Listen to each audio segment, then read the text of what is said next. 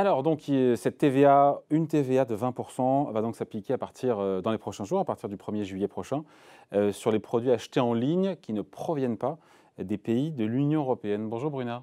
Oui, bonjour David. Bruna Basini, rédactrice en chef au JDD. Alors, c'est une nouvelle réglementation qui va impacter, il faut le dire, au quotidien nos achats sur Internet. Ça concerne donc toutes les commandes en ligne de produits qui viennent hors d'Europe et ça concerne finalement toutes les plateformes. Ce n'est pas une question de Oui, plateforme. Qu'on soit bien sur ce sûr. discount, sur Amazon, Alibaba, AliExpress, whatever, Yes. ça sera le même tarif. Oui, oui, ou Wish, ou Shine, ou Asos, le britannique. Oui, parce que pendant des années, David, ces géants qui étaient logés, dont les produits provenaient de l'extérieur de l'Union européenne, ils échappaient à cette TVA sur les produits les moins chers, ce qui coûtait moins de 22 euros.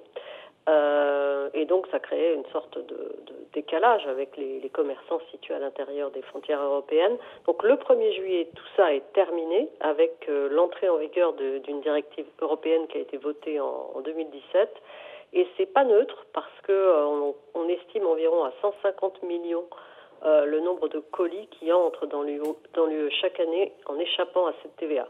Et c'est un chiffre qui plus est en croissance puisque comme le e-commerce, le e-commerce est en plein essor, donc voilà.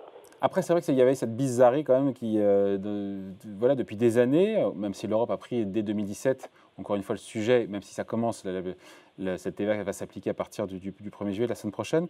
C'est vrai que quand on voit d'un côté des commerçants qui sont situés dans l'UE, qui payent cette taxe, cette TVA de 20 euros sur les produits qui sont à moins de 22 euros, cette taxe de 20%, mais pas les Amazon ou les Cdiscount, on disait bien qu'effectivement, il fallait corriger cette inégalité de traitement, cette anomalie juridique, cette concurrence déloyale qui a perduré quand même pendant longtemps. Hein. Oui, c'est vraiment une étrangeté administrative. Je pense qu'au départ, c'est né du fait qu'il y avait une franchise de TVA sur les envois qui étaient effectués entre particuliers. Mais en fait, par extension, ça s'est appliqué à la vente à distance quand ces colis arrivaient des pays en dehors de l'UE.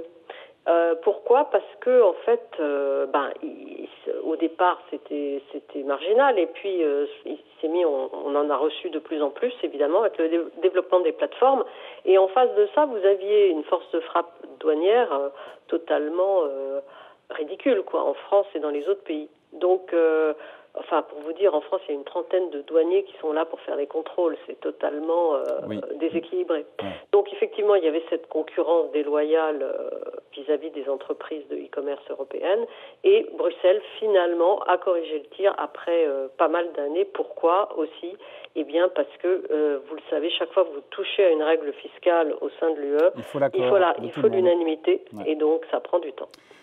Donc cette taxe de 20% va s'appliquer donc dès le 1er juillet sur tous les produits qui valent moins de 22 euros. Donc encore une fois, un t-shirt qui valait 20 euros, made in China, made in Thailand, whatever, passera donc à 24 euros. C'est ça. C'est ça.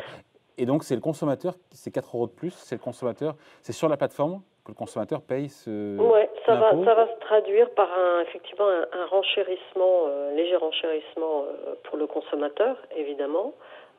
Pas que d'ailleurs, parce que en fait, ce qu'il faut savoir, c'est que ces produits qui arrivent de Chine, des États-Unis, etc., et qui sont livrés soit directement par les plateformes, soit qui passent par un transporteur comme la Poste, etc. Imaginons qu'il y ait un contrôle et qu'on dise que le produit il vaut 20 euros ou 30 euros. Quand en réalité il en vaut 400, eh bien, en cas de contrôle, le livreur devra payer la différence et se retournera ensuite contre le consommateur à qui on demandera de payer le différentiel de TVA. Donc, si vous voulez, les conséquences, ça peut être aussi ça en cas de contrôle. Et puis, probablement, l'autre incidence que ça va avoir, c'est que la mise en place du dispositif va prendre un petit peu de temps et peut provoquer des retards dans les livraisons. Bon, et après, il y a un aspect qu'on n'a pas évoqué, mais on va se quitter là-dessus.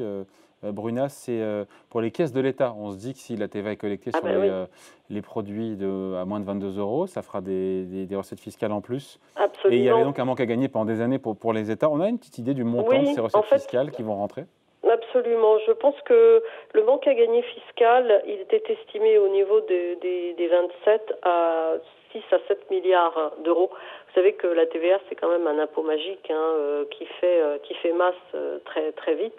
Donc en France, on estime qu'on va pouvoir récupérer des centaines de millions d'euros grâce à cette taxe-là, cette TVA, d'autant qu'on en a besoin puisque cette année, à cause du Covid, eh bien, l'État a encaissé 85 milliards d'euros de TVA, c'est nettement moins que ce qu'il collecte d'habitude. Donc c'est plutôt une bonne nouvelle. Bon, c'est pas ça qui a compensé la moins-value sur la TVA liée à la pandémie, mais bon, ce sera toujours ça de prix. Merci beaucoup. Explication signée Bruna Basini, rédactrice en chef au JDD. Merci Bruna, bonne journée. Merci David.